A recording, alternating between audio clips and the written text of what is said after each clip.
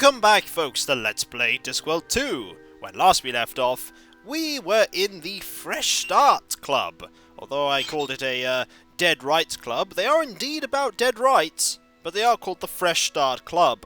We've come here now, and we will have to actually come back here later when we actually need something from here. But I thought that while we were here, we might as well talk to the various people here. Like the male Banshee. Excuse me. Okay, we can't talk to him. What about Windle? Hello, Windle. Aren't you dead yet? Dead? Of course I'm dead. I just can't get going on any decent sort of afterlife. How'd you put a stop to a walking corpse? I mean, it's not as if there's any helpful ink books. I've tried me strangling, poisoning, or even jumped in front of a donkey cart. Oh, how did that one work out? Not too well. They're charging me with willful traffic obstruction and being walking dead in a public place without a proper licence. Call that justice? So, you become a member at the club here then? Member? How can I be expected to be a member when I can't pay any dues? And I can't pay any dues because I can't get a job. Oh, skew. Is this any way to treat a walking, talking corpse? In my day, we knew how to show respect to a cadaver in need of a bit of cash. Really? I suppose they couldn't do any jobs in particular, but if what you're saying is true, Windle, then I don't think you're telling the truth there, Windle. At all. Let's move on in this conversation. What?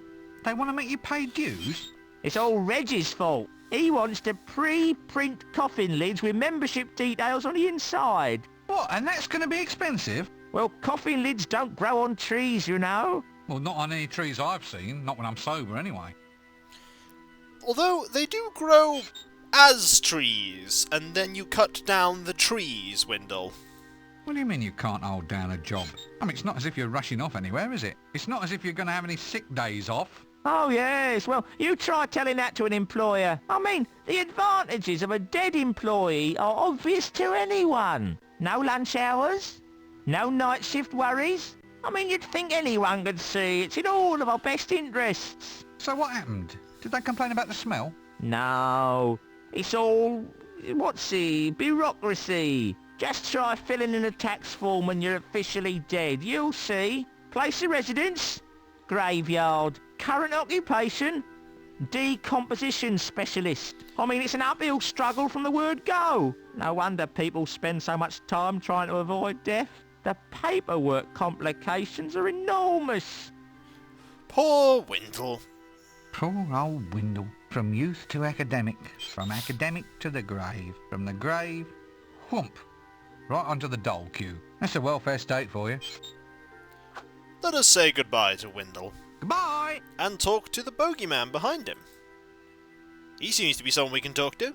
Hello. You're not frightened of me, are you? No, why? Oh, I just don't seem to frighten anybody anymore these days. Oh, well, sorry. All right, look, I'm scared. Really scared. Terrified. Is that making you feel any better? You're not really scared. I am? Well, why aren't you running around then?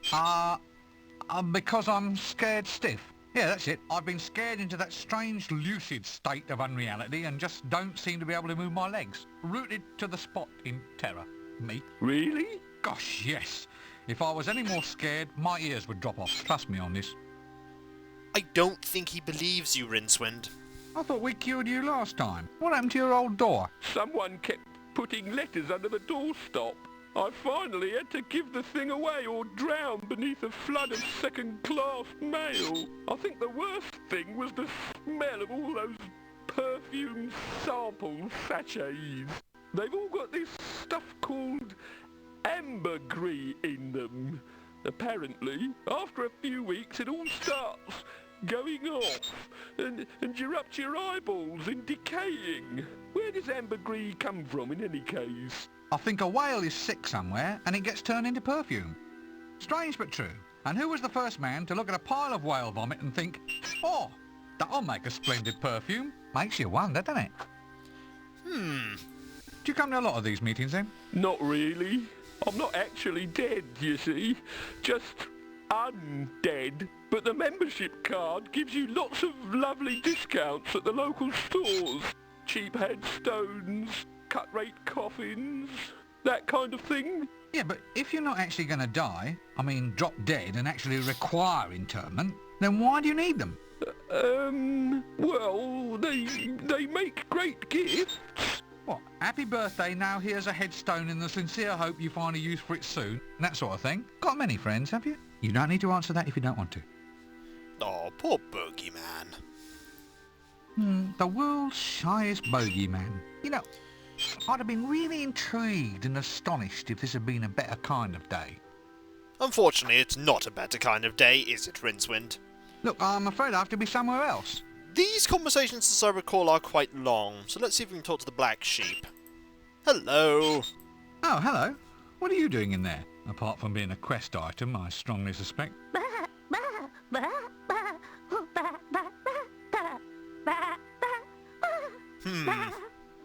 Well, I can see your point there. Actually, I'd get that seen to if I were you. So we can't properly communicate with the black sheep. It is a dead sheep, after all. So, hiding out in the closet, eh? What's the matter?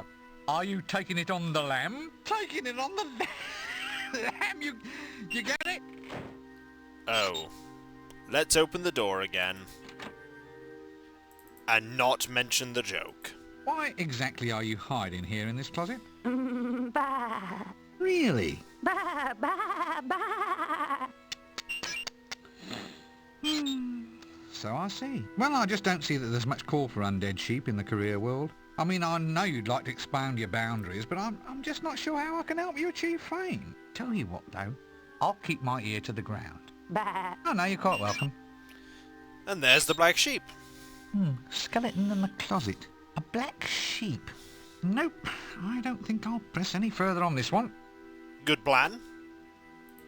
Well, that's it for now. And now, the Count. Hello, Count. Hello, so we're undead, are we? Don't say it with such superior airs. We are the dark children of the night, we are. Dark children? You're pale as a... Well, you're quite pale anyway. Well, he is. Yours is sort of more talcum powder. It's makeup. I'm a vampire and she's my bride of darkness. Well, actually, she used to be the bride of a greengrocer. That was us, fruit and vegetable import-export. And then one night, boom, I'm a vampire. Nothing so much as a by your leave.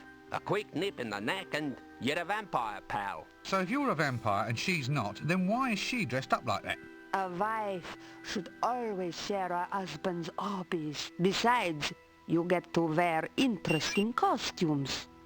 Fair enough.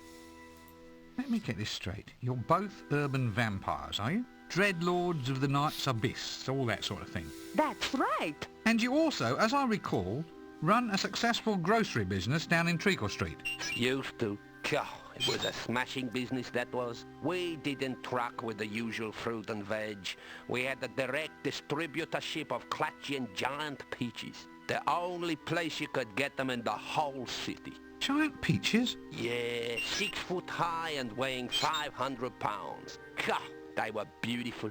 Who in the name of Offless Teeth would eat a 500-pound peach? Well, no one. You hunt them for the fur. Anyway, once my husband was elevated to a nobler plane of existence, I decided the time had come for us to move on. I mean, when someone is confronted by the Lord of the Night, the last thing he wants to do is wake up with 2 holes in his neck and smelling of peaches. The fruit business just had to go, didn't it, Count? Yes, dear. I don't think, realistically, he wanted to give up the fruit business. So why are you two here? Well, it beats sitting in the coffin all day. You just listen to the meeting, dear. We think it's very important to raise our undead consciousness. It's a disgrace the way dead people are treated out there these days. For all the attention the dead get, you might as well just stick them in a hole in the ground. Right. Anyway, we're here to see what we can do about it. Reg is right, you know. There's a dead person inside all of us, just waiting to come out. Fair enough. A vampiric greengrocer, eh? I think I shall never eat a cabbage ever again as long as I live. Now, does the Countess have a separate conversation tree? Bye for now. Or does she not? Hello, so we're undead, are we? Don't say... No, she doesn't. Well, you're... Well, that, and not... So, This... No, she doesn't. Fair enough. excuse me, I think it's probably time for me to take my medicine. Which only leaves Reg. Excuse me. Shush! No, Reg refuses to speak. Fair enough. Well, we will be returning to that location in time. For now, we've got to go off on the ship and into the stones in the forest.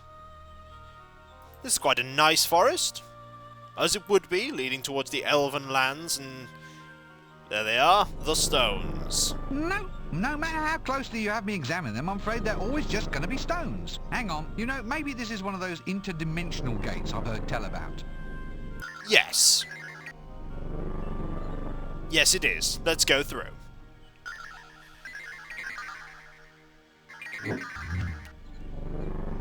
Luggage isn't coming along.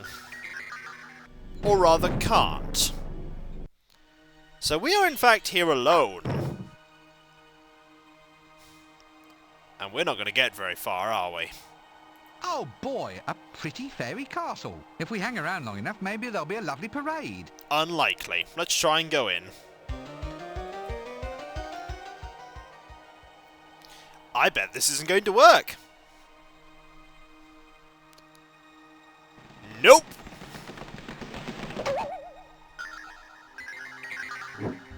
And don't come back. You set foot in here again, and you'll be taking your ears home in your hat. We are fey creatures of the twilight, pal, not little tooth fairies. The difference is, we take all your teeth and put your head under the pillow. Hey, by the way, isn't it time the Queen's pet came back? It's been gone a long time. Oh, they always find their way home. We need to find out about the Queen's pet. That is actually what we did that for. We need to find out what the Queen's pet is. Because we can't get in there as we are, but we could probably get in there disguised as the Queen's pet. That's the intention. And we could probably pretend to be her. The Queen's pet. Let's find out. Ah. For asking about the Elf Queen's pet. Knowing all about elves as you do, you wouldn't happen to know what the Elf Queen's pet is, by any chance? Oh, it'll be a unicorn. Always is with elves. Now you're Pixie. That'll usually have a bumblebee or a stick insect. Maybe a frog. But for your bona fide elven queen, the unicorn is de rigueur. So, what can you tell me about unicorns? Know much about them? Oh, yes. They tend to follow me around, you know. Can't think why. Anyway, the thing to remember about unicorns is the horn. That's its stock in trade, you see. Get the horn right and all the rest will follow. Okay, the horn is the important part. Excuse me, I think it's probably time for me to take my medicine. So, we're going to have to pretend to be a unicorn. And I think I know somebody who can get me a costume of a unicorn. And it's back on the ship, back in Holywood, and back with the costume designer. Costume designer is going to come in handy at some point during the game. Look, there is a horse suit. Pantomime horse suit. Now don't tell me, it's sure to be useful somewhere. It's sure to be useful right now, Rincewind. That horse suit. You can't afford it, love. But I tell you what, I'll swap you the suit for some new props for our new jelly baby and Knight's clicky. Costume jewelry would be nice. Anything gaudy and showy? Well, what you waiting for? Go off and quest for something. Are you absolutely sure you're a woman? Of course I'm sure. Some of us are secure in our sexual identity, you know. Right, so we need some costume jewellery. Well, that's it for now. And when we come back, folks, we shall go and get said costume jewellery. And hopefully, it won't involve a massive quest. Who are we kidding? Of course it's going to involve a massive quest. Also, no reflection. No reflection whatsoever. I'll catch you later, folks, and I'll see you then. Later.